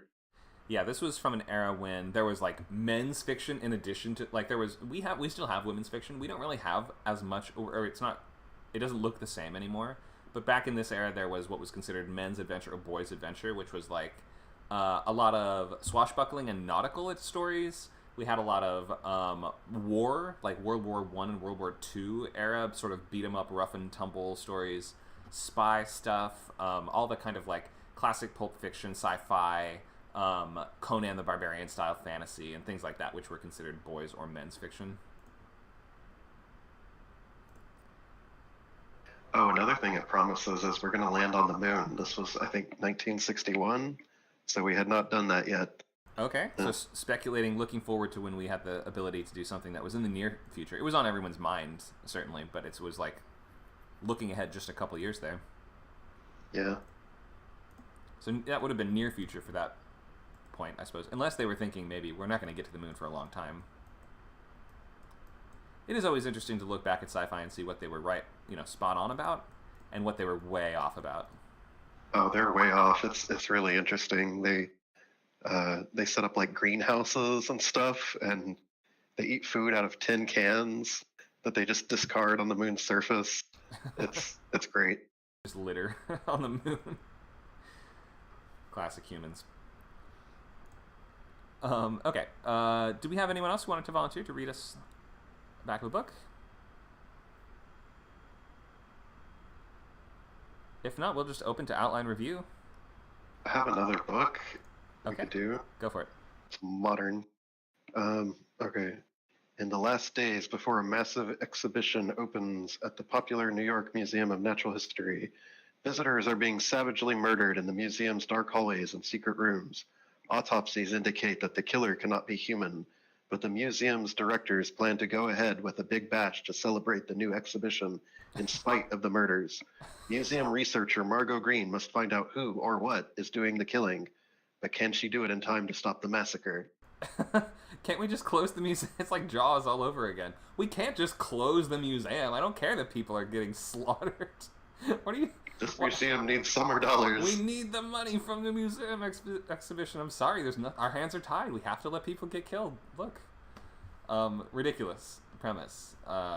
Truly through and through. But that sounds like adult mystery. Yep. Sort of And- slasher, it's a horror, mystery, adult. And what's the book? What do you call it? This is The Relic. By who? It was made into a movie by Douglas Preston and Lincoln Child. Oh, looks like it's the first of a series as well. Yeah. With a unfortunately named protagonist, like Aloysius Pendergast, I think. It is, yeah, the Pendergast series, it appears. Okay, Aloysius Pendergast sounds like a middle grade fantasy boy. Yeah. I agree. So the cover It's here... definite power fantasy, or like James Bond, whatever, wish fulfillment. Yeah. So the cover here tells us this is going to be spooky and mysterious. I don't see any blood or gore, so it tells me it won't be an extreme horror book. Usually if it's going to be more of like a slasher style or like a creature feature, it might actually have like blood somewhere on the front. Or like a bit like we see part of the monster, or we see like a knife or something, like the killer in the background, something along those lines. But this tells me this will largely be sort of focused on investigating, spooky old abandoned locations under the museum, perhaps the secret rooms and corridors and hidden passageways of this museum. We're going to have a body count, it says, because there's a killer that's striking again and again, so we're going to have character... The sense of progress partially comes from we have to stop the killer before they strike their next victim. What else do we expect based on this one very heavily sells the mystery element. There's one in the 90s, maybe you can find, that has like a picture-in-picture, has a little like monster man surrounded by leaves, I guess. It's that one, yeah. And when you open it, you get a reveal that the little monster man is like an idol, like a religious idol on the inset. It's kind of interesting. So it's like we're cut out we're peeling back the layer of the mystery already by just opening the cover. That's fun. Yeah, a lot of kids' books use that. It's rare to see that on an adult book. Like the whole, it's almost like the pop-up book sort of thing where you pretty have like, gimmicky, but yeah. I remember it, so it must have worked. Yeah, I like a gimmicky cover now and then. Thanks for sharing this. All right, let's maybe move ahead to see if anyone wants feedback on an outline.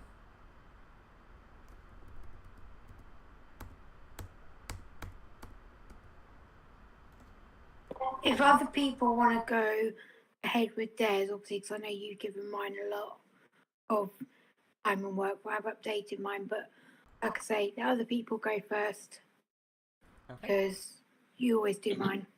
Just put it up there in case no one else wants to. Sounds good. Thank you, Becky. Anyone else?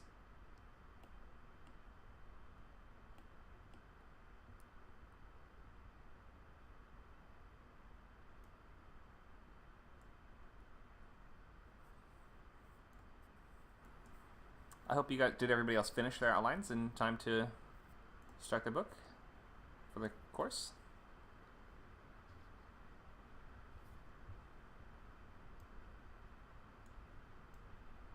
You got 1 week. Yeah. Get to work. Luke says I'm still pre-writing for Moons and Chapter 9 for Among Dogs. Okay.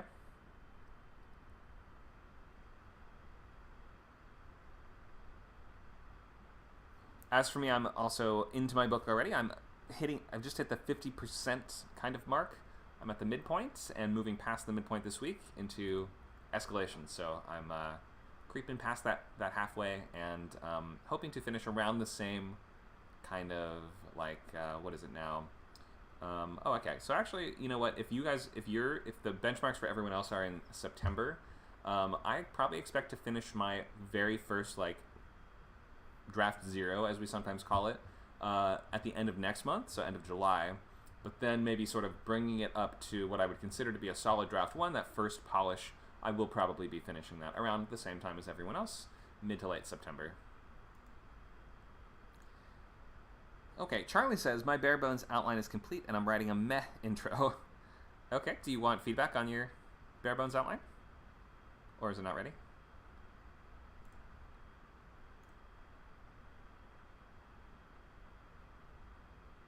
She says, sure, okay. Feel free to post and share. Hopefully also you have logline, title, genre, comps, all those things on there.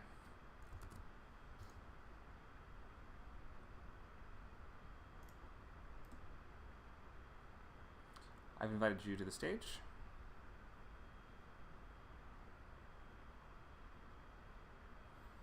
Luke mentions there's a great 1998 Squaresoft game called Parasite Eve that shares a lot of Relic's DNA. It would probably be the novel Parasite Eve that game is based off of that shares more. One of the early versions of novel to video game adaptation, which is very rare to see. Yeah, didn't Parasite Eve come way before Relic, like the novel? I think so. I think from the early 90s. The other big example of book to video game is The Witcher, of course, but that is like, it's just uncommon to see a book become a game before it becomes a movie or show.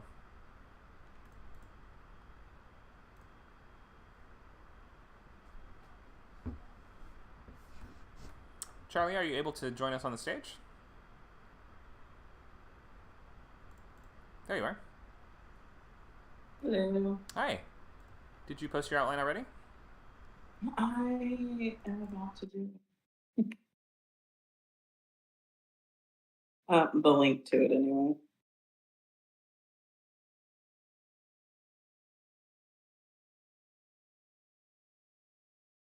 Yeah, okay.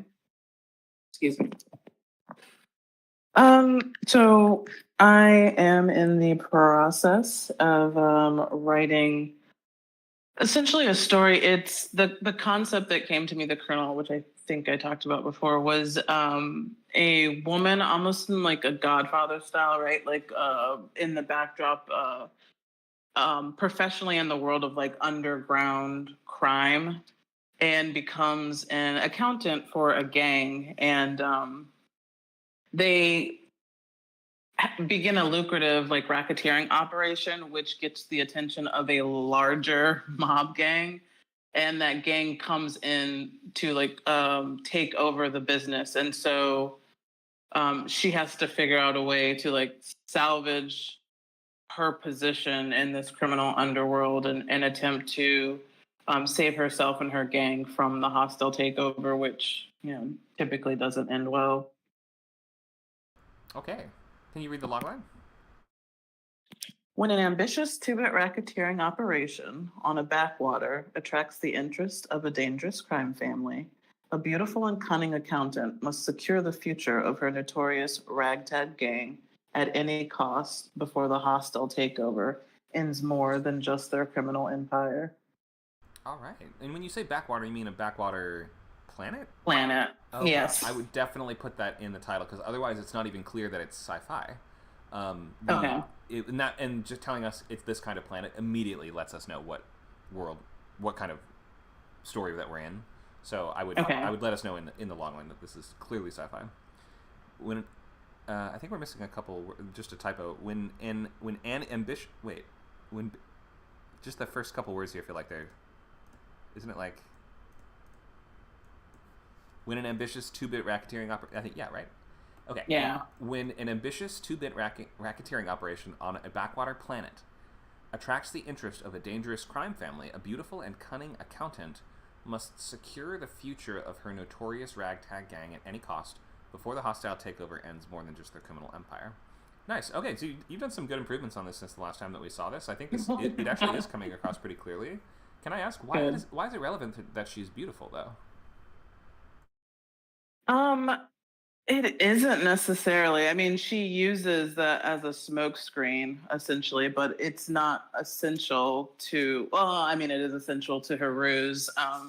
She's essentially playing a game of subterfuge, and she uses like her beauty and people's projection of what they want to think she is to get in close, basically, and undermine their position. So really, I think what you're getting at is that maybe she's like unassuming or something like that. You would not think that she's the one in power. Is that what you're getting at? Yes, definitely. Mm-hmm. Unassuming is probably a better term. That's because that's what you mean by beautiful in this case. Like because yes, it's a distraction. Okay. Yes, but she's not deliberate. Well, I guess you're saying she deliberately plays that up to look like I guess like the the secretary or something. I'm not sure exactly what the culture essentially, yeah, okay. Like the damsel in distress type thing. So far my idea is essentially that based on her interaction with the person, she's able to quickly tell like what they see her as, and she mirrors that for them.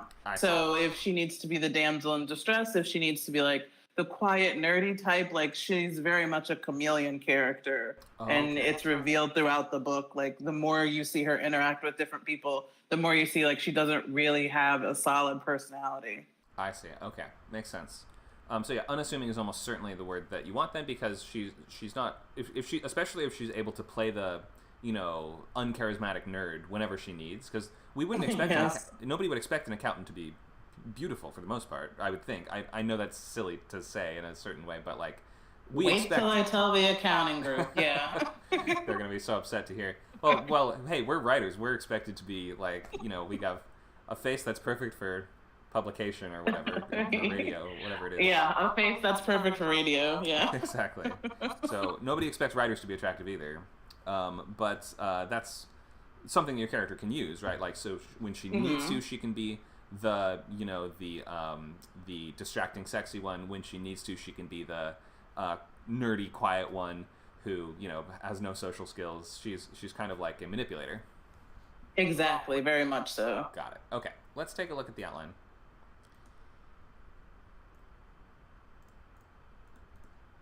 Ooh. All right. I'll just zoom. It'll be in. I would say it'll be under story beats on the outline on the left. Okay, we've got some pictures here.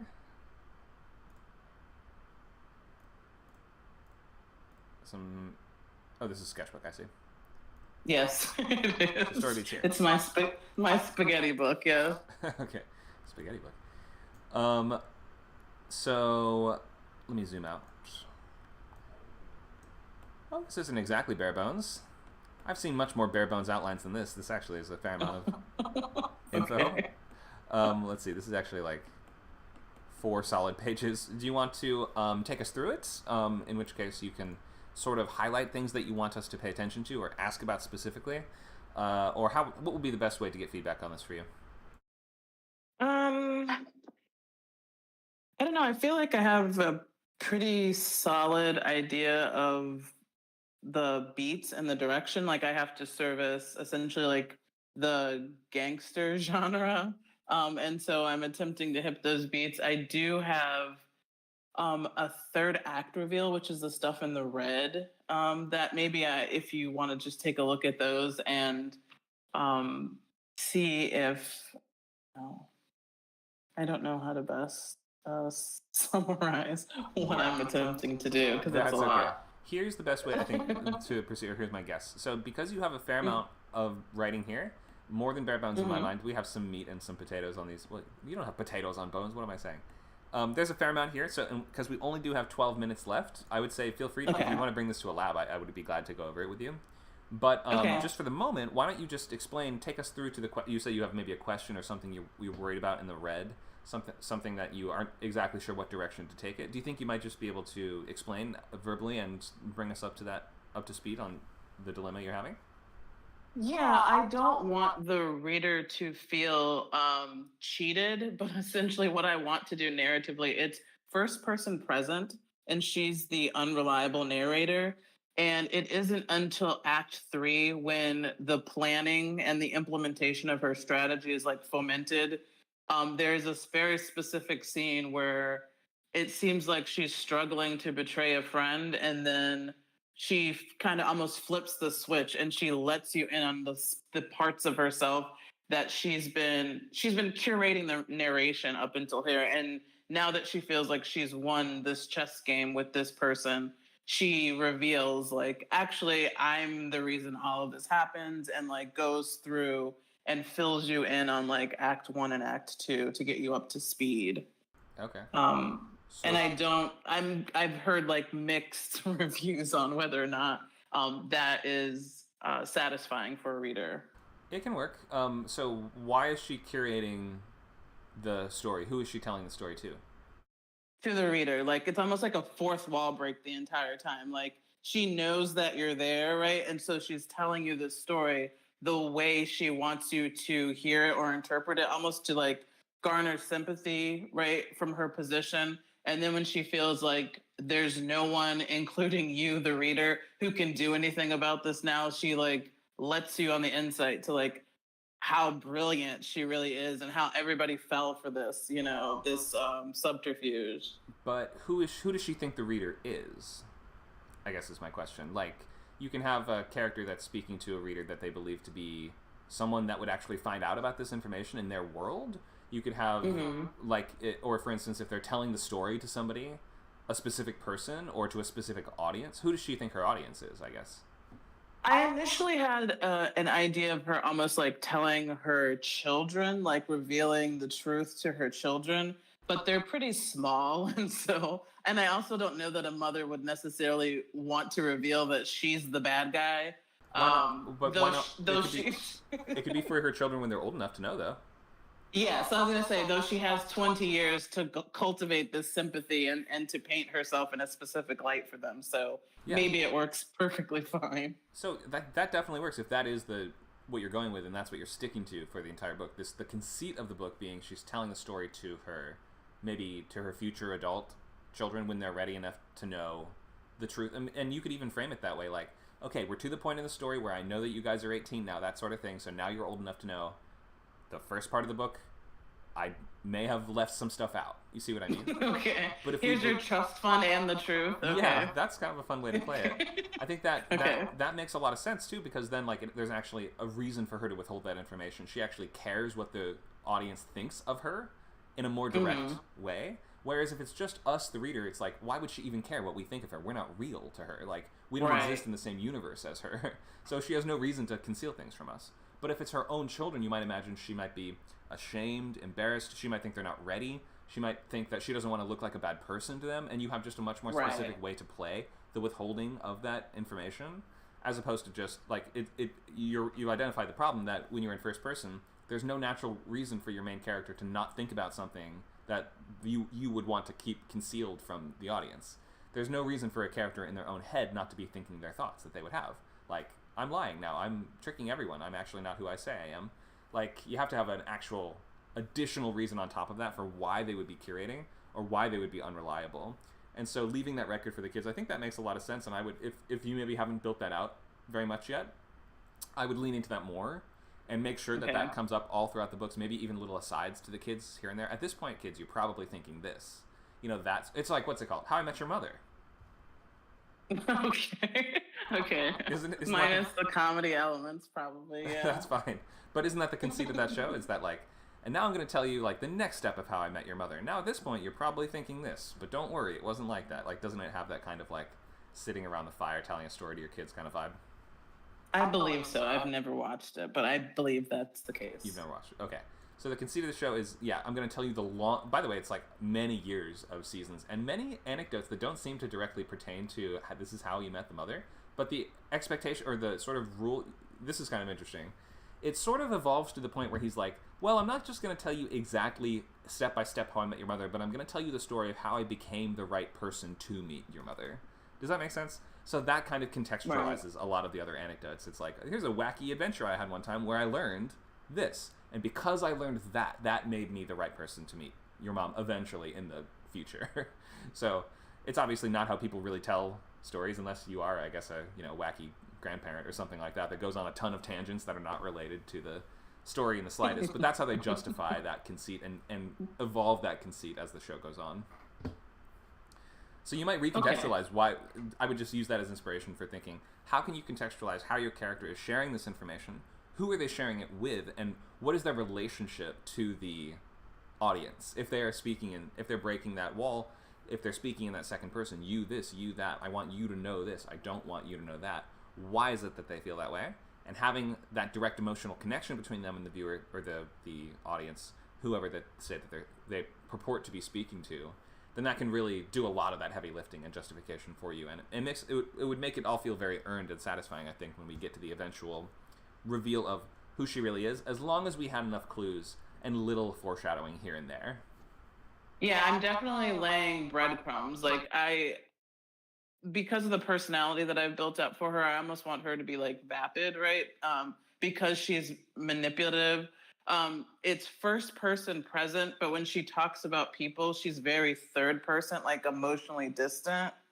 And that's like kind of one of the clues. And then there's like physical interactions and things. And, her mask slips, or her smile falls away as soon as no one's around. Like little things to kind of hint at the fact that she's not being earnest, even within the narration. I see. So, does that seem to address that question for you, though? The idea of speaking directly to the future kids. Yes, I needed a framing device. I have psychology, but that's probably the best framing device. So I definitely will implement that. Thank you. No problem. And yeah, I think you definitely already had the implication there. I think just bringing that out more and making that more central to the story, and using that as part of like the rules of the story, like that kind of tells us what we're allowed to do and what we're not allowed to do, and just it kind of justifies the way that she's telling it and kind of informs how she would lie, because she wants to lie in such a way that, well, I'm not sure her exact attitude towards the kids, but that paints a certain picture of herself for them, and wants them specifically to see her in a certain way. Right. Yes. Awesome. Thank you. No problem. Thanks for sharing this. And yeah, we'll be glad to do more with the outline if you want later. It's you have more than you think, though. I guess I would just say this is not incredibly bare bones. There's a fair amount of work here.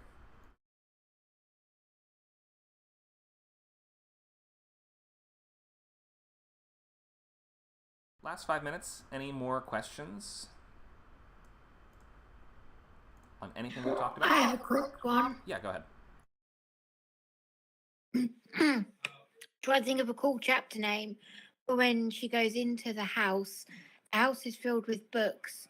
I want a cool chapter name that's something to do with like books in every nook and cranny of the house. Like even when she goes into the toilet, there's books.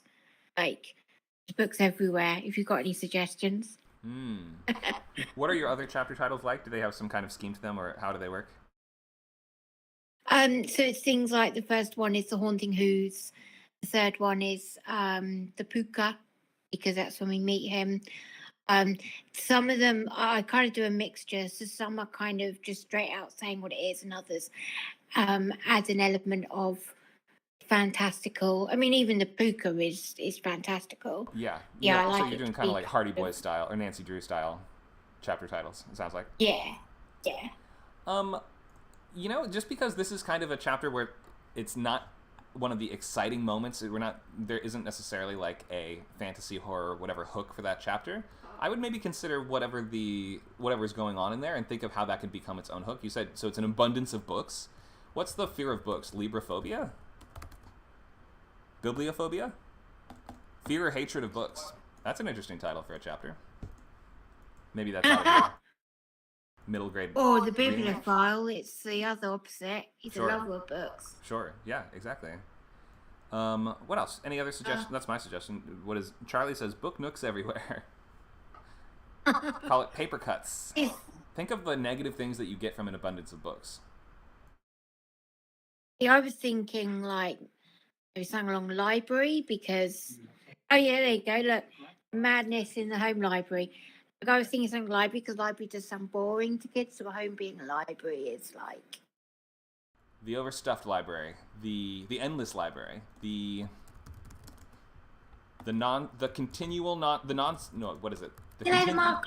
continuous library. The never-ending library. Never-ending story. Library. I'm sure there's something there.